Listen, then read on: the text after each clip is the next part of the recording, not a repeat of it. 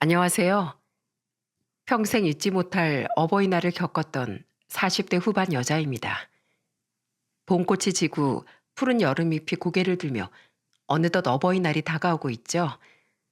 부모님께 식사를 대접하고 선물을 드리거나 자식들에게 카네이션 꽃을 받는 등 그날은 사람들에게 의미 있는 기억을 많이 남겨주는 날인 것 같아요. 그리고 제겐 이런 평범한 기억들과 더불어 한 가지 아주 강력한 기억이 남아있답니다. 그건 바로 제 전 남편과 관련된 기억인데요. 그때의 사건과 함께 저는 결국 최악으로 기억돼 버린 제 결혼 생활에 대한 이야기를 여러분들께 들려드리고자 해요. 저는 나이 27에 3살 많은 남편과 결혼했습니다. 많은 사람들이 그렇듯 흔하디 흔한 소개팅으로 만나 2년을 연애한 끝에 말이죠. 결혼 당시 평범한 중소기업 회사원이었던 남편에 비해 제 벌이가 조금 더 좋았어요. 부동산 일을 하던 친정아버지의 영향으로 저 또한 일찌감치 부동산에서 공인중개사 일을 시작했는데 그 수입이 나쁘지 않았거든요. 게다가 연년생 두 아들 중 큰아들이 4살이 됐던 앤 친정아버지의 약간의 도움을 더해 제 부동산을 차리며 수입은 더 많아졌죠. 그렇다고 어디 가서 떵떵거리고 살 정도는 아니고 박봉이었던 남편의 벌이에 비해 제 수입이 많았던 것뿐이긴 하지만은요. 늘 고맙고 미안해 여보. 남편이 내가 책임지고 가족을 건사해야 하는데 당신보다 내가 돈을 못 벌어와서 말이야. 심지어 시간이 자유로운 당신이 애들도 더 많이 돌봐주고 집안일도 도맡아 해주잖아. 내가 당신한테 항상 염치가 없다. 남편은 저에게도 부동산을 차리게 도와준 친정 아버지에게도 많이 고마워했습니다. 그리고 한 번 이혼한 뒤론 혼자 살던 시숙님과 손아래 시누이도 며느린 더 어려워해야 할 남의 집 귀한 딸이라며 늘 저를 위해 주시던 시어머니도 모두 좋은 사람이었어요. 하지만 단 한 명 문제는 시부였죠. 여보, 아까부터 물 좀 떠오라니까 왜 안 줘? 지압이 목말라 죽게 할 셈이야?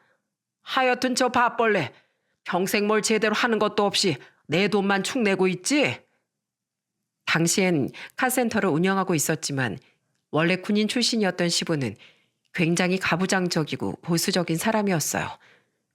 항상 자신은 꼼짝도 않고 앉아서 자식들과 시어머니에게 이거 해라 저거 해라 여기가 더럽다 국이 짜다 하면서 뭐든지 다 시켜대더라고요. 특히 가장 만만한 상대인 시어머니에게 가장 심하게 굴었죠. 늘 기가 죽어있던 시어머니가 안쓰러워 언젠가부터 전 시부에게 종종 화를 내곤 했습니다.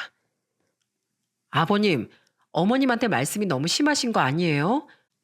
평생 자식들 키우랴 집안일 하랴 가정에 헌신한 어머님 아니었으면 어떻게 지금의 아버님이 있겠어요? 뭐야?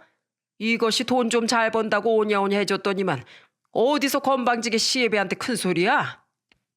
야 현서봐, 너 네 마누라 간수 똑바로 못하냐? 죄송해요 아버지. 여보 그만해. 우리 아버지 원래 저런 분이신 거 아니잖아. 평생을 시부에게 억압당하며 살아왔던지라 시숙님과 남편, 시누이 모두 시부에게서 시어머니를 잘 지켜주지 못했어요. 그래서인지 시어머니를 포함한 모두가 제게 고맙고 미안해하곤 했죠. 어느 날 저는 답답한 마음에 시어머니께 화를 내기도 했습니다. 어머님도 아버님한테 화도 내고 그러세요. 왜 그렇게 당하고만 사세요? 어머님이 아무 소리 안 하니까 아버님이 그래도 되는 줄 알고 더 저러시는 거잖아요. 아니면 그냥 저희 집에 들어와서 아버님하고 떨어져서 사시던지요. 그래도 가족을 위해서 돈 번다고 평생 애쓴 양반이잖니. 나 없으면 밥도 못 얻어먹고 죽을 사람을 어떻게 혼자 두겠어? 늘 나를 위한 착한 마음에 화내주는 거 잘한다. 내가 답답하고 못난 시험이라 미안하구나. 우리 고맙고 사랑스러운 며느리 어디 내가 한 번만 안아보자. 시어머니는 그 작고 따뜻한 몸으로 절 안아주며 몇 번이나 고맙다는 말을 반복하셨습니다. 마음 같아선 정말 시부와 안 보고 살고 싶었어요. 하지만 답답한 면은 있어도 이토록 절 따뜻하게 대해주는 시어머니를 외면하기도 쉽지 않았죠. 시어머니는 본인 자식들보다 가장 먼저 절 챙겨주셨던 데다 시부에게 쓴소리 들어가면서도 꼬박꼬박 제 친정 부모님 명절 선물까지 챙겨주고 안부 전화까지 해주던 분이셨으니까요. 그래도 시부 한 사람만 빼면 제 결혼 생활은 나름대로 행복하고 평탄했습니다. 하지만 저희 큰아들이 9살이 되던 해부터 그런 제 일상에 금이 가기 시작하더군요. 그의 남편은 다니던 회사가 부도가 나며 그만 실직을 해버렸어요. 가뜩이나 당신한테 늘 미안했는데 이제 내가 실업자까지 돼버렸으니 어쩌면 좋아. 미안해 여보. 괜찮아. 직장이야 또 구하면 되지. 내가 있는데 무슨 걱정이야. 저는 크게 좌절한 남편을 위로하려 노력했습니다. 남편은 계속해서 취업에 실패했고 점점 자존감도 쪼그라들어갔어요. 그러더니 실직한 이듬해 대뜸 친한 형과 볼링장 사업을 크게 벌여보고 싶다고 하더라고요. 그때 전 난생 처음 남편 의견에 아주 크게 반대했습니다. 사업은 그렇다 쳐도 동업은 절대 안 돼. 당신 몰라? 우리 큰외삼촌이 친구랑 동업하다 사기당해서 빚더미에 오른 거. 적어도 혼자 책임질 수 있는 일을 벌여야지. 동업은 절대 안 돼. 아무것도 장담할 수 없는 게 동업이야. 만약 당신 끝까지 우기면 그때부터 우리 경제권은 각자 관리하는 거야. 같이 관리했다가 언제 어떻게 될지 아무도 모르는 거니까 우리 애들을 위해서. 당시 집엔 제 벌이뿐이었기에 저는 경제적 분리라는 초강수까지 뒀지만 남편은 끝내 제 뜻을 꺾고 동업을 시작했습니다. 어찌됐든 그동안 모아뒀던 돈은 남편과 제가 함께 번 돈이었기에 그중 반에 가까운 돈이 남편 사업 자금으로 쓰이게 되는 건 막을 수가 없었죠. 남편은 거기에 자신의 이름으로 큰 대출까지 받아 그 사업에 뛰어들었어요. 나도 남잔데 언제까지 당신 벌이만 부러워하면서 살긴 싫어. 나도 꼭 이번 기회에 성공해서 당신한테 당당하고 멋진 남편이 돼 보일 거라고 하는 말과 함께 말입니다. 아직 어린애들 생각에 불안함에 발을 동동거리는 저는 본체도 하지 않고 말이죠. 그래도 남편이라고 처음 몇 달간 적자 때문에 허덕이던 남편을 위해 저는 몇 번 대출금 납부를 도와줬어요. 반대하긴 했어도 제 남편 사업인데 당연히 잘 되길 바라는 마음으로 말입니다. 다행히 남편의 볼링장은 조금씩이나마 자리를 잡으며 남편의 숨통을 틔워주더라고요. 그런데 아직 남편 앞으로 대출이 많이 남아있던 사업 시작 2년 뒤 이번엔 시댁에 큰일이 터지고 말았어요. 그러니까 내가 당신한테 그놈의 도박 좀 작작하라고 했죠? 시끄러워. 남자가 바깥 생활하다 보면 이럴 때도 있는 거지. 자기 손으로 돈 한 푼 벌어본 적 없는 여편 내가 뭐 말이 많아. 바로 시부가 가진 재산과 집을 모두 도박으로 날려버린 거예요. 시어머니와 자식들 누구에게도 말하지 않고 계속해서 대출받아 기사 회생하려다 결국 집도 날리고 거실 겸 주방 하나, 방 하나 있는 월세방으로 이사하게 된 거죠. 자식들은 모두 걱정스러운 표정이었지만 사고를 친 당사자인 시부는 끝까지 뻔뻔하게도 시어머니에게 호통을 치더라고요. 그런 시부가 너무 한심하고 짜증났지만 반면 시어머니는 너무 불쌍하고 안타까워 모른 척 할 수가 없겠더군요. 그래서 결국 전 제 돈과 약간의 대출을 껴서 방 3개짜리 전셋집 하나를 시부모님께 구해드렸습니다. 당시 남편은 돈도 전부 사업 자금으로 쓰고 아직 추가 대출을 받을 수도 없는 상황이었으니까요. 고마워요, 재수 씨. 제가 장남이 돼서 이럴 때 가진 돈이 하나 없다는 게 너무 부끄럽네요. 제가 주식에 함부로 손을 댔으면 안 됐던 건데. 저도요, 새언니. 아시죠? 저희 남편 이번에 프랜차이즈 식당 시작하면서 모은 돈 다 투자한 거예요. 새언니한텐 늘 죄송하고 감사한 일 뿐이네요.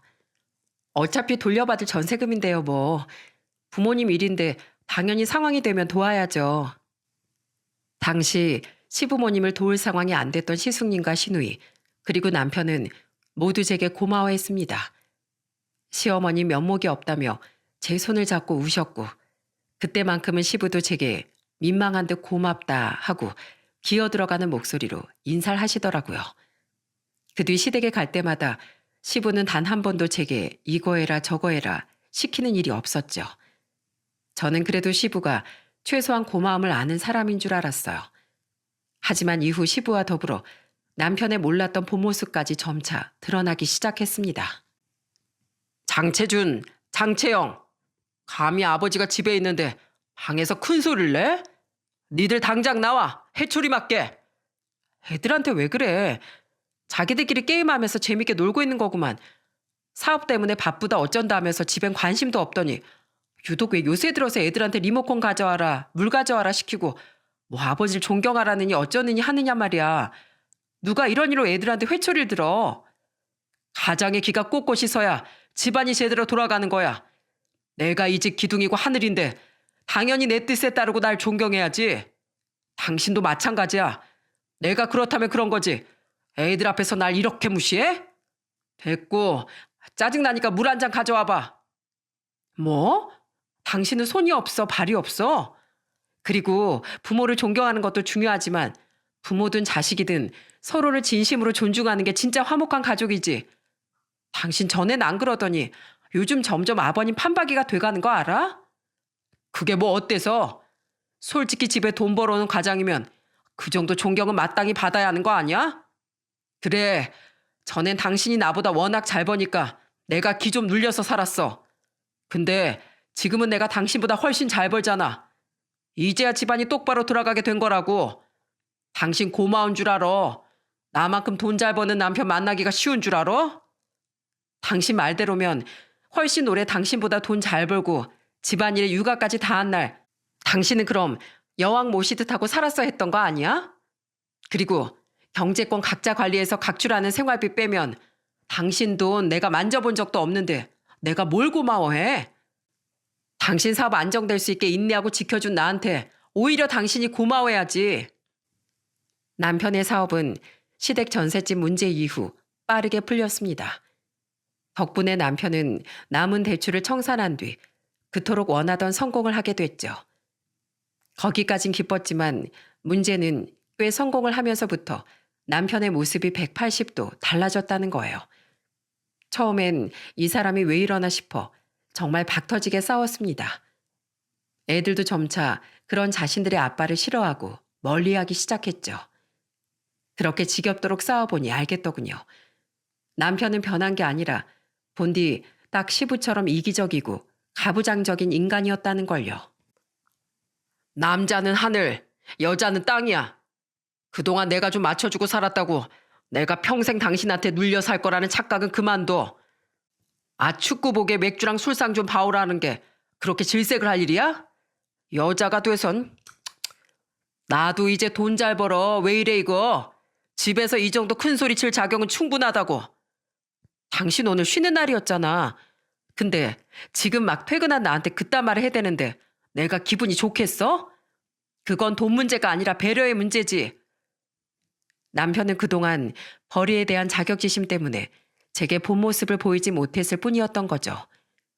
그런데 제가 시어머니처럼 자신에게 순종하지 않자 이 집 구석은 가장을 존경할 줄 아는 사람이 없다며 동업하는 형이란 사람과 함께 골프 치고 술을 마시는 등 밖으로 나돌기만 했죠. 게다가 그 와중에 시부는 전셋집에 들어간 지 얼마 안 됐을 때부터 제게 줄기차게 돈을 요구하더군요. 어머마, 너 내가 저번에 달라고 했던 50만 원 왜 여태 안 주냐? 제가 언제 드린다고 했어요, 아버님? 그 돈 가지고 또 경마로 가실 게 뻔한데요. 아버님 지금 하시는 주차관리 요원 일로 생활비 충분하시잖아요. 사람이 어떻게 밥만 먹고 살아? 취미생활도 좀 하고 그래야지. 아무튼 저는 못 드리니까 제발 전화로 돈 얘기 좀 그만하세요. 저번에 아가씨랑 고모부한테까지 계속 전화해서 돈 달라고 하셨다가 아가씨 이혼까지 시킬 뻔하셨잖아요.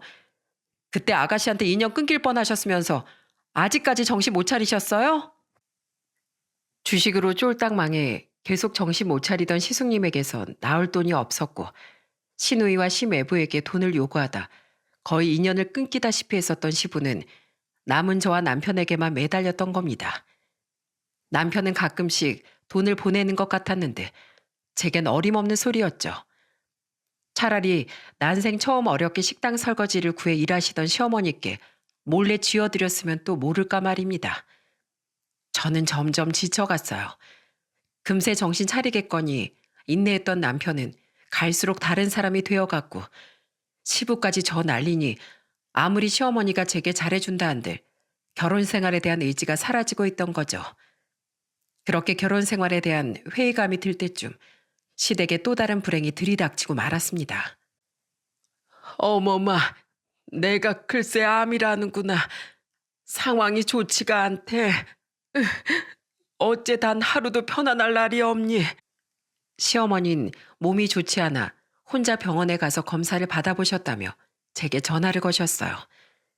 전셋집 2년 계약 만료 뒤 재계약을 마치 몇 달 뒤의 일이었죠.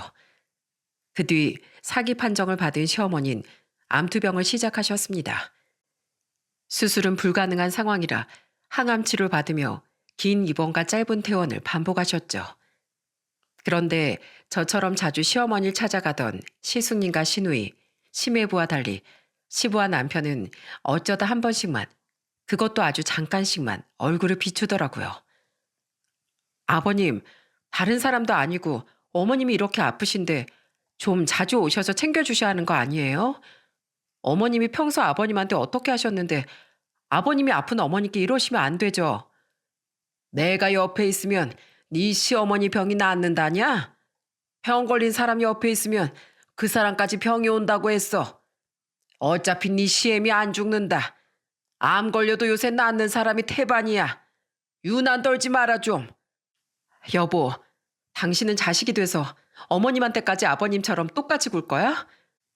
어떻게 아들이란 사람이 암 걸린 엄마를 많이 봐야 한두 달에 한 번씩 찾아뵈. 평생 힘들게 당신 키워주신 당신 엄마라고. 시간 많은 당신이 계속 가 있으면 되잖아. 볼링장이 할 일이 없는 것 같아도 은근 사장으로서 할 게 많다니까. 그리고 아버지도 그러시잖아. 어머니 안 돌아가실 거라고. 요새 의료기술이 얼마나 좋은데. 내일은 내가 알아서 하니까 당신 그 잔소리 좀 그만해. 아휴, 당신이 그러니까 내가 더 집에도 들어가기 싫은 거야. 열불이 터져 화를 냈지만 두 부자가 어쩜 저렇게 뻔뻔하고 똑같던지요. 옆에서 통화를 듣고 있던 두 아들도 질린다는 표정을 지었죠. 그런데 그 와중에 더 화가 났던 건 시어머니가 잠시 퇴원하셨을 때 시부의 행동이었어요. 아니, 어머님, 지금 뭐 하시는 거예요? 아버님, 아픈 어머님한테 지금 밥 차리라고 시킨 거예요? 차라리 시켜 먹거나 하시지. 직접 밥을 챙겨주시지 못할 망정. 지금 뭐 하시는 거예요? 김치찜에 소주가 담겨서 내 참을 수가 있어야지. 집에 음식할 사람이 있는데 왜 시켜 먹어? 그리고 네 시엠이 입원해 있을 때 혼자 차려 먹은 것도 가장이 돼서 서러워 죽겠는데 퇴원했을 때 밥 좀 차리라고 한 게 뭐 대수라고 유난이냐? 다 살만하니까 병원에서도 퇴원시킨 거겠지. 아버님, 짐승도 무리해서 아픈 동료가 있으면 챙겨준다는데 어떻게 어머님한테 이렇게까지 하세요? 어머님, 차라리 퇴원해 계실 땐 요양병원에 입원해 계세요. 제가 그 병원비 내드릴게요. 우선 저희 집으로 가세요. 아버님, 진짜 어머님이 돌아가시진 않겠지 싶어서 이러시는 거예요? 병원에서 지금 어머님 항암 치료도 포기해가는 중인 거 알고 계세요? 아버님 나중에 이러시다 진짜 후회하고 천벌 받으실 거예요. 시어머니를 챙기러 남편과 시댁에 갔던 전 시어머니에게 음식을 시키고 자신은 TV를 보며 흡연까지 하고 있는 시부를 보고 기겁을 했습니다. 그땐 남편도 이건 아니다 싶었는지 얼른 시어머니의 짐을 챙기며 제 눈치를 보더군요. 저는 그 길로 시어머니 잠시 집에 모셨다가 그 뒤부턴 대학병원에서 치료를 받지 않으실 땐 요양병원으로 편하게 모셔드렸죠. 시부는 전셋집 문제로 그래도 제 눈치를 보던 때라 씩씩대긴 해도 더 이상 아무 말도 못하더라고요. 그리고 시어머니는 결국 암투병을 한 지 1년이 채 되지 않아 그만 세상을 떠나셨습니다. 시어머니는 세상을 떠나시기 일주일 전 병실 서랍에서 웬 흰 봉투를 꺼내 제게 건네주며 이렇게 말씀하셨어요. 이게 뭐예요, 어머님? 난 젊었을 땐 집 형편이 어려웠어도 나가서 일을 못했다. 여자가 밖을 쏘다니면 허파에 바람만 들어간다면서 네 시아버지가 날 못 나가게 했거든. 그래서 암에 걸리기 직전에 잠시나마 늙음하게 식당 일을 했던 게 난 나름대로 즐거웠단다. 그때 벌었던 돈 중에 생활비 빼고 네 시애비 몰래 널 주려고 모아놨던 돈이야. 그동안 내가 너한테 받은 마음의 위로가 너무 커서 그렇게라도 너에게 마음을 갚고 싶었단다. 어머마, 네 눈엔 내 인생이 참 미련하고 초라해 보였겠지만 나름대로 좋은 인생이었다고 생각한단다. 어쨌든 자식 셋을 장성하게 키웠고 무엇보다 네게 뭐 하나 제대로 해준 것도 없는 날 끝까지 지키려 애써주는 어멈 널 만났잖니. 내가 보기에도 아범이 자꾸 네 시애비를 닮아가는 것 같아 걱정이긴 하다만 우리 손주들은 다행히 지들에 비해 안 닮고 널 닮아 착한 것 같아서 그나마 내 마음이 놓인다. 어머마, 그동안 고마웠다. 내 죽어서도 나한테 잘해준 은혜 잊지 않으마. 처음이자 마지막으로 들었던 시어머니의 자신 인생에 대한 회고였습니다.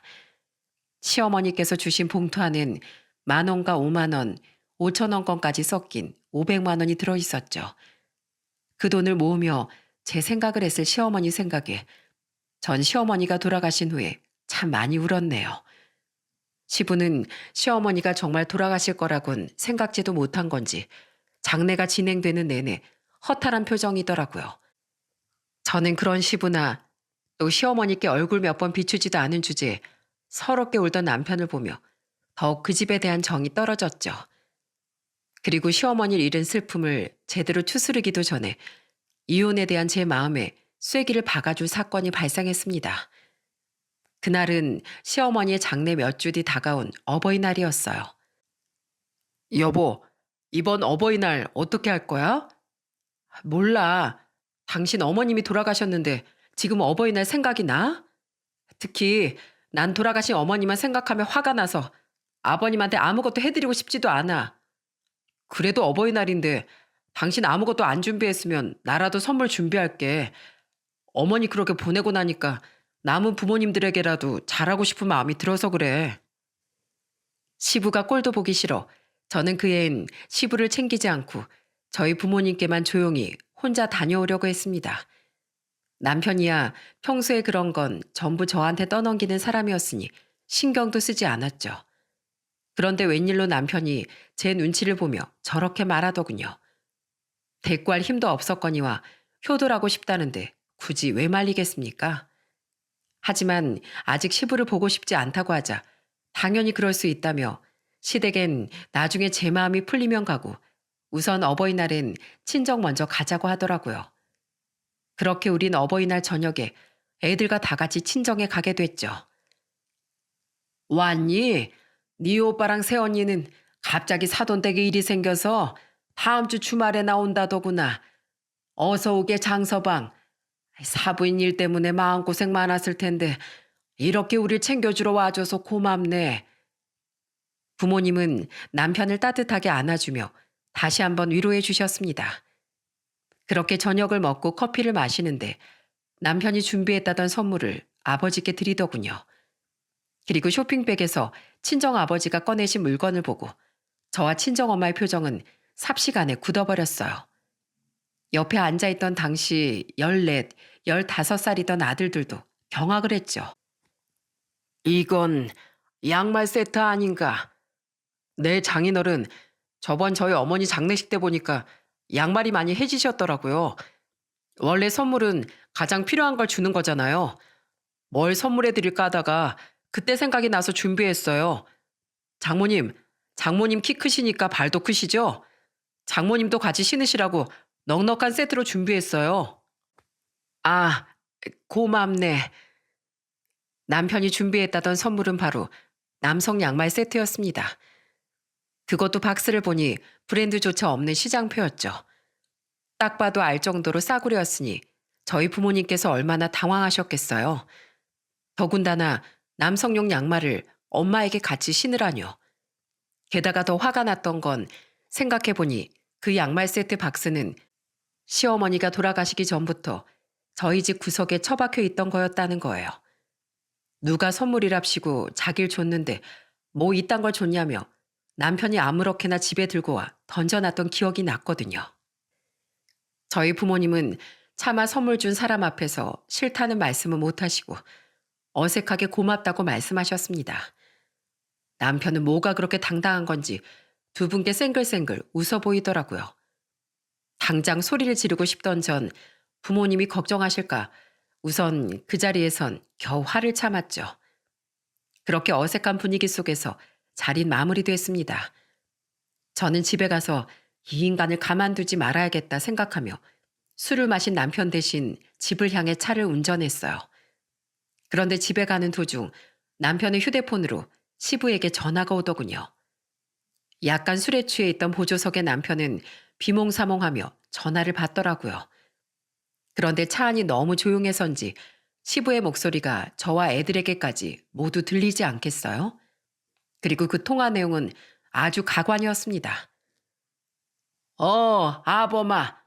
네가 아까 어버이날 선물로 보낸다던 300만 원 잘 입금된 거 방금 확인했다. 사업 시작하더니 우리 둘째 아들 통에 아주 커졌구나. 고맙다. 잘 쓰마. 아, 네네.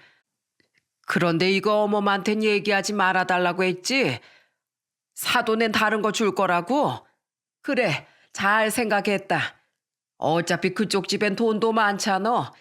네 처가에 줄 돈 있으면 나한테 더 줘. 그리고 어멈 잘 꼬셔서 나 집으로 모실 거라고 했지? 그럼 이 전세집 빼고 돌려받는 보증금은 어멈한테 얘기해서 나한테 좀 주라고 설득해 주면 안 되겠냐? 이 도박은 말이야. 판돈이 생명인데 주차요원에서 번 돈은 생활비 아랴 뭐아랴 다 하고 나면 남는 게 없어. 상황 보고 얘기해 볼게요. 야, 네 아빠 말 나한테 다 들린다. 남편의 술기운 때문인지 시부의 목소리가 우리에게 들릴 거라곤 생각지 못했던 것 같더군요. 하지만 모든 내용을 들어버린 차디찬 제 목소리에 순간 술이 확 깬 듯한 표정을 짓더니 아버지, 제가 나중에 전화 드릴게요. 하고 말하곤 전화를 끊어버리더군요. 뒷좌석에 탔던 애들은 거의 숨소리조차 제대로 내지 못하고 있었죠. 남편은 제게 비밀로 한 채 시부에게만 300만 원을 주고 그것으로도 모자라 저와 상의도 없이 절 꼬셔서 시부를 집에 모시려고 한 거예요. 집에 도착하자마자 저는 여보하고 저를 불러제끼던 남편에게 소리를 빽 질렀습니다. 채준이, 채영이, 너희 방에 들어가 있어. 당신 뭐하는 인간이야? 뭐? 우리 부모님한텐 시장표 양말 세트 주더니 당신 아빠한텐 300을 보내? 이게 당신이 준비했다는 그 대단한 선물이야? 그리고 그걸 나한테 숨기려고 들었단 말이야? 이럴 거면 왜 나서서 챙겨준다는 소리를 해? 그냥 네 아빠한테 알아서 300 보내고 끝낼 것이지. 너 지금 나 놀리냐? 그게 아니고 난 당신이 우리 아버지한테 화난 마음을 이렇게라도 풀었으면 하는 마음에 장인 장모님도 찾아뵈려고 한 거야. 그리고 그 양말은 정말 장인어른한테 필요할 것 같아서 내가 직접 산 거야. 시장표가 더 튼튼하다잖아. 우리 아버진 당신도 알다시피 장인어른과 달리 지금 제일 필요하신 게 돈 아니겠어? 게다가 엄마 일로 형도 내 동생도 이번 어버이날엔 아버지 안 찾아가겠다길래 자식 된 마음에 너무 안타까워서 조금 더 챙겨드린 거야. 직접 사? 누굴 바보로 아냐? 누가 쓰잘데기 없는 걸 선물이랍시고 줬다고 당신이 집에 던져놨던 거잖아. 그리고 아주버님이랑 아가씨가 괜히 그래? 다 아버님이 자초한 일이지. 오죽했으면 자식들이 부모를 외면하겠냐고.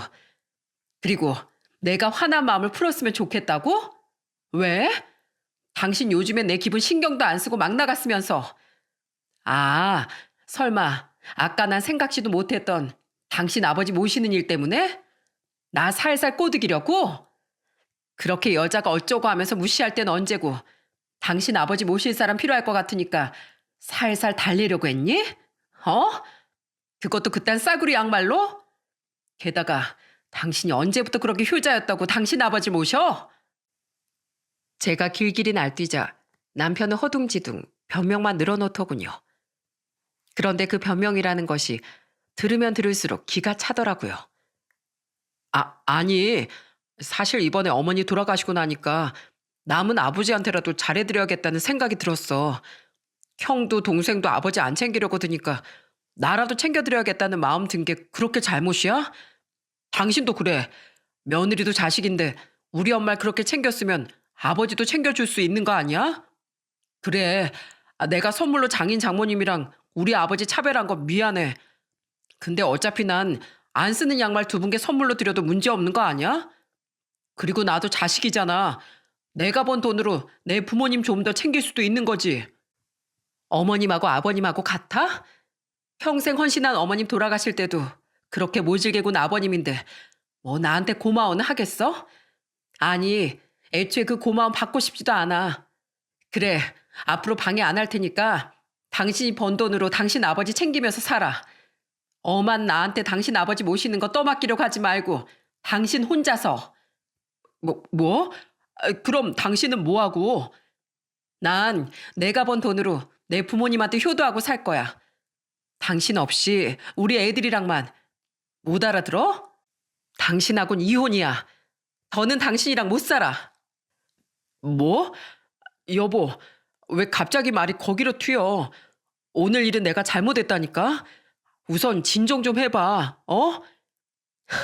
갑자기? 난 이미 당신한테 정 떨어진 지 오래야. 난 당신이랑 당신 아버지처럼 잘해준 고마움을 알긴커녕 당연하게 여기고 더 뻔뻔하게 뭔가를 바라는 인간들이랑은 한시도 가족으로 엮이고 싶지 않아. 정말 어떻게 이런 인간과 제가 15년을 살아왔지 싶어 구역질이 치밀었습니다. 가뜩이나 오만정이 떨어진 상황에서 마지막 남은 제 인내심까지 바닥난 거죠. 저는 당황해서 어쩔 줄 모르는 남편을 앞에 두고 시부에게 전화를 걸었어요. 그리곤 상황을 모르고 있던 시부에게 냅다 전셋집에서의 퇴거를 통보했습니다. 갑자기 이 집에서 나가라니. 어머마, 그게 무슨 소리냐? 안 그래도 아버님한테 오만정 다 떨어져서 다음 재계약 땐 계약 연장 없이 집 빼려고 했거든요. 그 뒤는 애들 아빠한테 알아서 하라고 하고 그때 이혼도 하려고 했고요. 저 이 사람한테도 더 이상 남은 정이 없거든요. 근데 이 사람이 저희 부모님한텐 어버이날 선물로 싸구려 양말 세트 주고 아버님한테 300만 원 준 데다가 당연하게 아버님 모시러 간 일까지 제가 전부 알아버렸네요. 제가 미쳤어요? 은혜도 모르는 사람한테 은혜를 베풀게? 그리고 아버님, 힘들 때 전셋집 마련해준 며느리한테 고마워하지 못할 망정 그 집 전세 보증금까지 탐내셨어요? 아까도 말씀드렸죠? 은혜도 모르는 사람한테 제가 왜 은혜를 베풀어야 하냐고요. 그지, 저 당장 집주인한테 뺀다고 말할 테니까 이사 준비나 얼른 하세요. 그리고 저 이 사람하고 이혼할 거니까 알콩달콩 서로 모시든 모심 당하든 알아서 사시고요. 아이고, 어머마, 그 300 때문에 마음 상했니? 네, 얼른 돌려주마. 네 집에 얹혀서도 안 살게. 그냥 난 이 집에서 얌전하게 살마. 고래 싸움에 새우등 터지는 것도 아니고 웬 니들 싸움에 내 집을 가지고 이러냐? 현섭이 그놈이 밥을 제대로 할 줄 아냐? 빨래를 제대로 하겠냐? 그놈이랑 나랑 너 없이 둘이 어떻게 살아? 아버님이든 그 사람이든 손이 없어요? 발이 없어요? 역시 둘이서 다 나한테 떠넘기려고 모시네 만회했던 거지. 저는 할 말 다 했으니까 그만 끊을게요. 그렇게 제가 통화를 끝내니 남편이 뻥진 표정으로 절 쳐다보더군요. 저는 그런 남편에게도 턱을 치켜들고 말했죠. 왜? 더 할 말 있어? 여보, 진짜 이럴 거야? 갑자기 아버지 집을 빼겠다고 하면 아버지 어디로 가시라고? 이럴 거야. 그리고 당신이 이 집으로 모시고 오지도 못해. 당신도 당장 이 집에서 나가야 할 거거든. 알지? 이 집, 나 결혼할 때 친정아버지가 싸게 직접 구해주신 내 명의 집인 거. 결혼 전에 가져온 재산이라 당신 몫은 없어. 당신 어차피 애들한테 관심도 없잖아. 그러니까 짐 싸서 이 집에서 하루빨리 혼자 나가. 알아서 집 구해서 그렇게 모시고 싶어 하던 당신 아버지 모시고 살든가 말든가 그건 알아서 하고 꺼지라고. 진짜 정없이 이럴 거야, 여보? 저는 저를 붙잡는 남편을 뿌리치고 겁을 먹고 있을 애들 방으로 들어갔습니다. 그런데 애들은 한숨을 푹 쉬는 절 오히려 꼭 안고 위로해 주더라고요. 큰애는 변성기가 와서 어느덧 굵어진 목소리로 힘내라고 엄마에겐 우리가 있다고 말해 주었죠. 그날 그런 아이들의 위로가 그의 어버이날에 애들에게 받은 최고의 선물이었다고 생각해요. 다음 날 전 애들 모두 학교에 보내고 남편도 출근할 때까지 기다렸다가 늦지막이 출근했어요. 그리고 시부가 살던 전셋집 주인에게 전화해 계약 만료일보다 빠르게 집을 빼고 싶다고 부탁했습니다. 워낙에 잘 나가는 집이었던지라 집주인은 흔쾌히 알았다고 말했죠. 그 뒤 한 일은 친정아버지 계좌로 3천만 원을 보내드리는 일이었어요. 남편이 시부에게 보낸 금액이 정확히 10배였죠. 아버지, 통장 보셨어요? 그래, 웬 돈이니? 예전에 저 부동산 차릴 때 도와주신 거에 어버이날 용돈 보탠 거예요. 어제 많이 서운하고 놀라셨죠? 죄송해요. 그리고 저는 죄송하다는 말과 함께 일목요연하게 전날의 일과 이혼하기로 한 모든 일에 대해 설명드렸습니다. 그동안 부모님이 걱정하실까봐 시부와 남편의 행동에 대해 말씀드리지 않았는데 그날 모든 걸 말씀드렸던 거죠.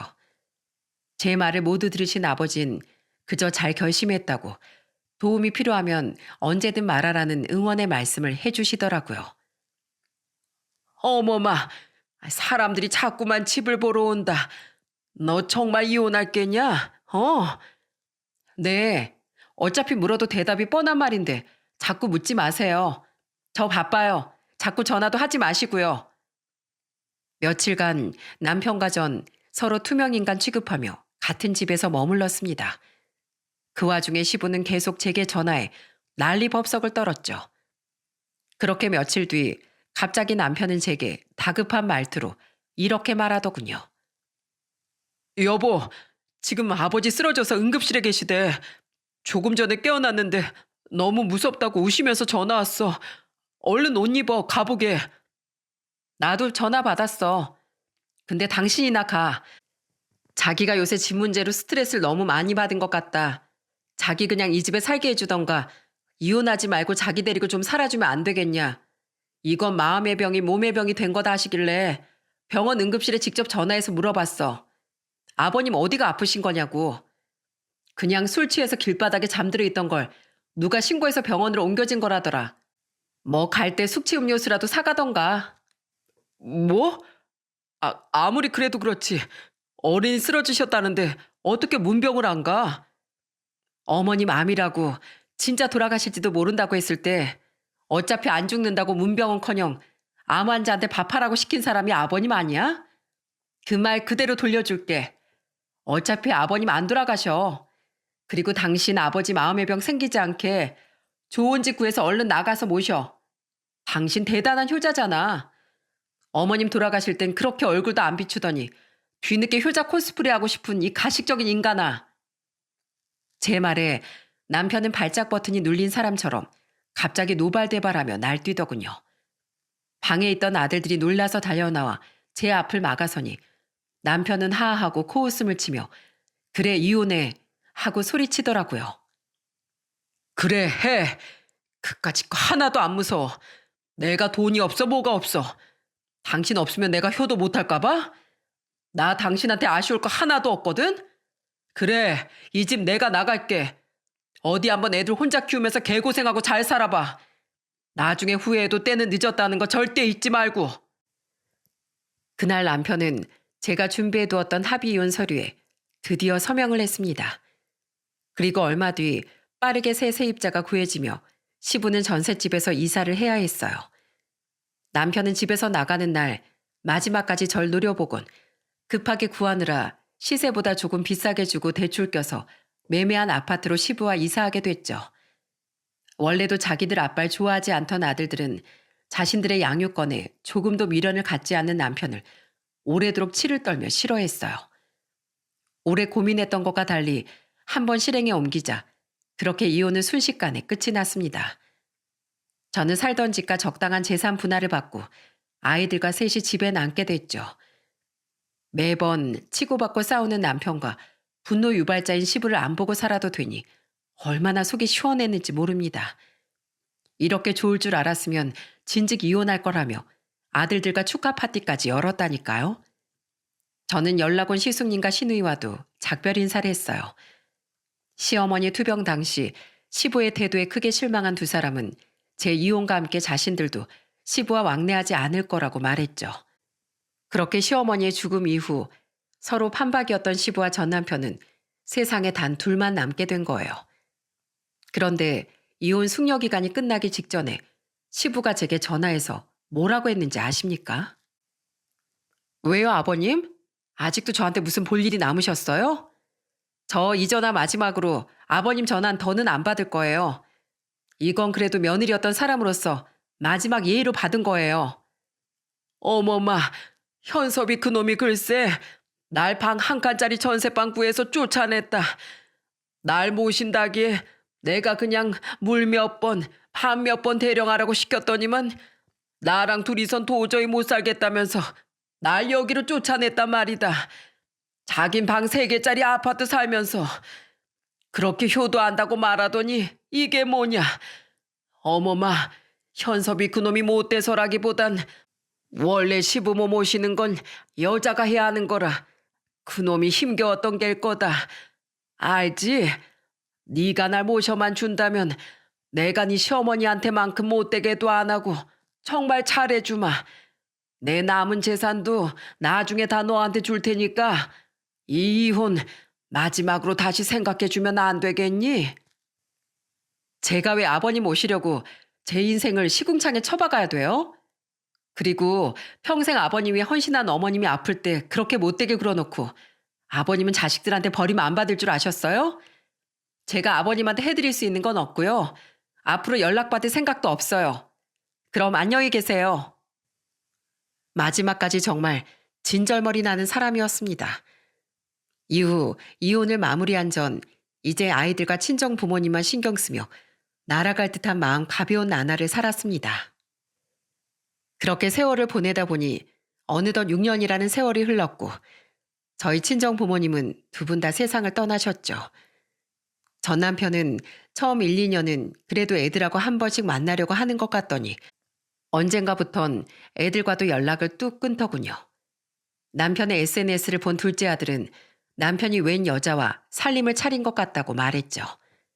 그러거나 말거나 어차피 애들의 양육비는 따박따박 보내고 있었으니 전 남편이 연애를 하든 재혼을 하든 더 이상 제 알 바는 아니었습니다. 그런데 제가 이 사연을 쓰기 2주 전 저는 아주 처량하기 짝이 없어진 전 남편의 근황을 듣게 되었어요. 바로 올해로 21살이 된 대학생 큰아들에게 전 남편이 전화를 걸었기 때문이었죠. 큰아들은 휴대폰 화면을 보고 인상을 찌푸리더니 이내 저와 둘째가 다 있는 자리에서 스피커폰으로 전화를 받더군요. 우리 큰아들 잘 지냈니? 아빠 안 보고 싶었어? 네, 안 보고 싶었어요. 근데 무슨 일이세요? 녀석, 지 엄마 닮아서 쌀쌀 맞긴. 저기 채준아, 다름이 아니고 조금 있으면 어버이날인 거 알지? 우리 채준이 아빠가 성인 될 때까지 양육비도 따박따박 보내줬는데 그동안 못했던 효도 아빠한테 한 번 해야 하지 않겠어? 동생 채영이도. 네? 갑자기 전화해서 그게 무슨 뚱딴지 같은 소리세요? 사실은 있지. 이 아빠가 요새 좀 힘들다. 아빠랑 동업하던 그 볼링장 사장 아저씨 기억나니? 그 인간이 글쎄 내 앞으로 빚만 잔뜩 만들어 놓고 도망갔지 뭐냐. 뒤늦게 알고 보니까 그놈이 나 몰래 대출을 엄청나게 많이 야금야금 받아놨었더라고. 그게 감당이 더 안 될 것 같으니까 나한테 떠넘기고 도망을 간 거지. 결국 그놈 잡지도 못하고 아빠 볼링장 헐값에 넘기고 살던 집도 팔아야 했다. 아빠 너무 불쌍하지 않니? 지금은 네 할아버지가 살고 있는 원룸 전셋집에 같이 살고 있어. 그래서 말인데 너도 나이가 올해로 21 아니냐. 아르바이트 하면서 모아놓은 돈 같은 거 좀 없어? 있으면 아빠 좀 어버이날 선물로 다오. 네 할아버지 요새 몸 다 안 좋아서 나 혼자 막노동하면서 병원비 대고 있는데 생활비가 모자라는구나. 내가 요새 도박에 하필 손을 대가지고 이건 그냥 못 들은 걸로 해다오. 혹시 네 엄만 잘 지내니? 부동산은 여전히 잘 되고. 아빠, 만나는 여자 있지 않으셨어요? 아, 망하고 차이셨구나. 그죠? 엄마 한 분 왜 물어요? 왜요? 이제 와서 또 엄마 돈이 아쉬워서요? 아버지, 제가 그래도 아버지 아들이니까 예의상 말은 안 끊고 여태 들어드렸는데요. 더는 역겨워서 저도 못 듣겠어요. 어버이날 용돈이요?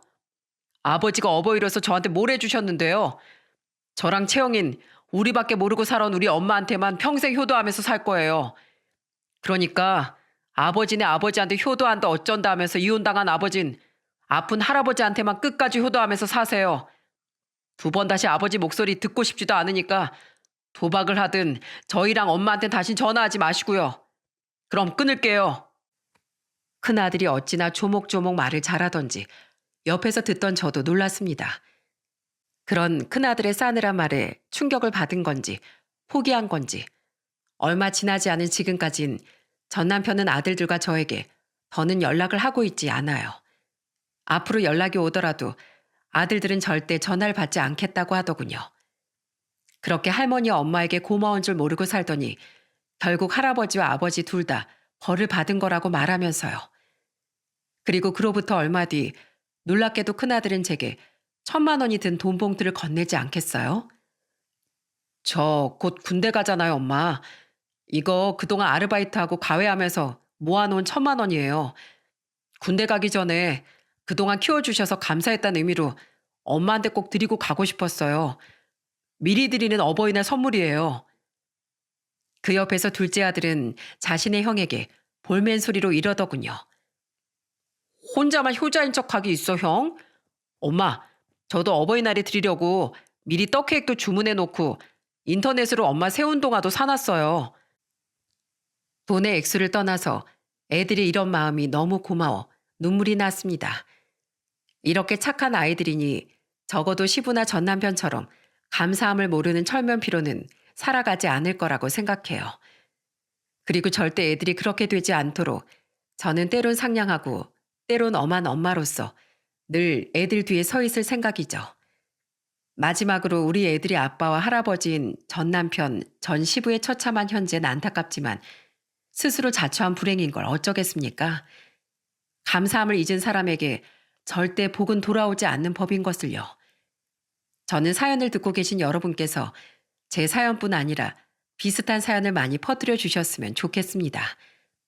그래야 후에 치를 대가가 두려워서라도 제 전 남편이나 전 시부처럼 양심 없는 인간들이 주변에 상처를 덜 주며 기본적인 도리는 하고 살아갈 테니까 말입니다.